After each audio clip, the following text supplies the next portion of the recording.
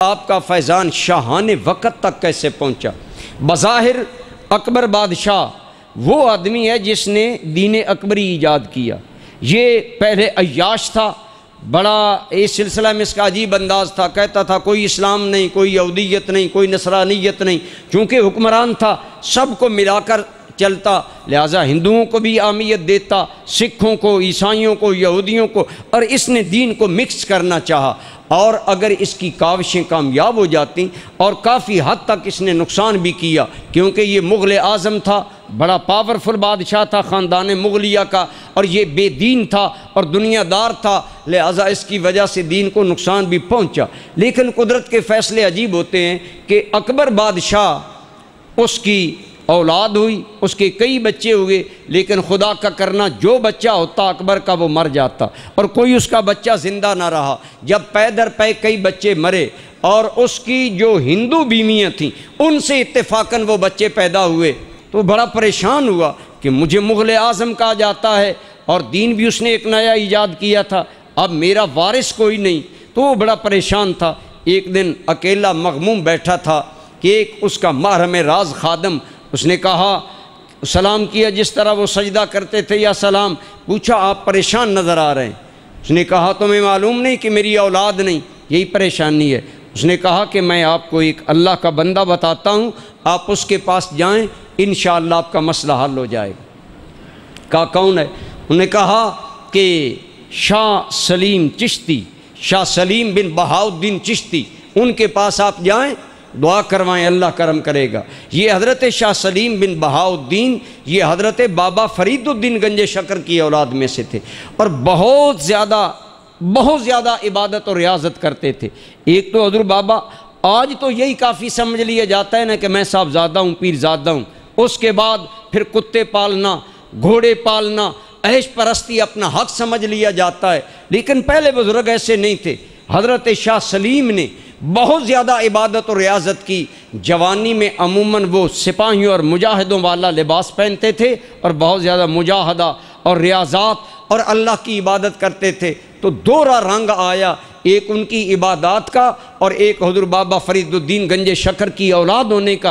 लिहाजा अल्लाह ने करम किया। तो अब मुग़ल आज़म तन्हाई में हज़रत शाह सलीम के पास गया, जाकर बैठ गया। आपने फरमाया कैसे आना हुआ? कहने लगा, तारुफ़ करवाया गया। हज़रत शाह सलीम ने फरमाया, चिश्ती साहब ने, मैं जानता हूँ ये कौन है। कहा क्यों आए हो? कहने लगा मेरा वारिस कोई नहीं। तो आपने फरमाया मैं क्या कर सकता हूँ? अमूमन अहलुल्लाह अपना दामन छुड़ाते हैं इन बातों से। हर हल बात चलते चलते आपने उसे डांटा।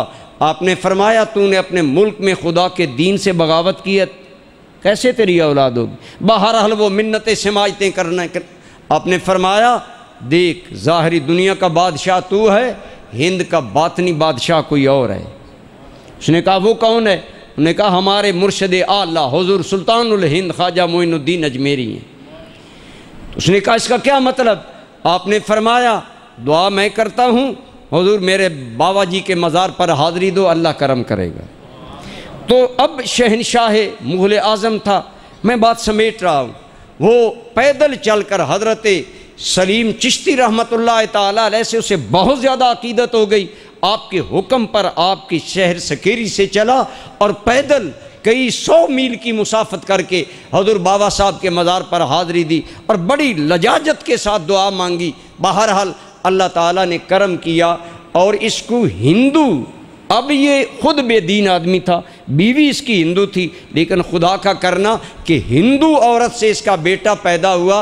अल्लाह ने जब इसे बेटा दिया तो अब शाही अंदाज में खुशियाँ मनाई गईं, तो उसने अकीदत में बेटे का नाम भी सलीम रख दिया।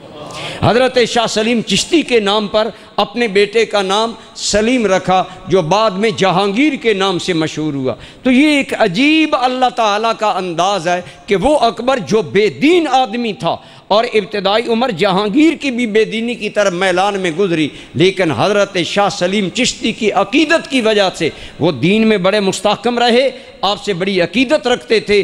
उसका आखिरी हिस्सा दीनदारी में आ गया, और वही उसकी बेदीनी जो बढ़ रही थी, अल्लाह ताला ने हज़रत बाबा साहब की दुआ के नतीजे में और बरकत के नतीजे में उसकी इस्लाह फरमा दी, और जहांगीर दीन की तरफ मायल हो गया और इस तरह अल्लाह ताला ने हिंदुस्तान में फिर दीन इस्लाम के दिफा के असबाब पैदा फरमा दिए। ये एक इल्मी बात है और हक़ाइक़ हैं।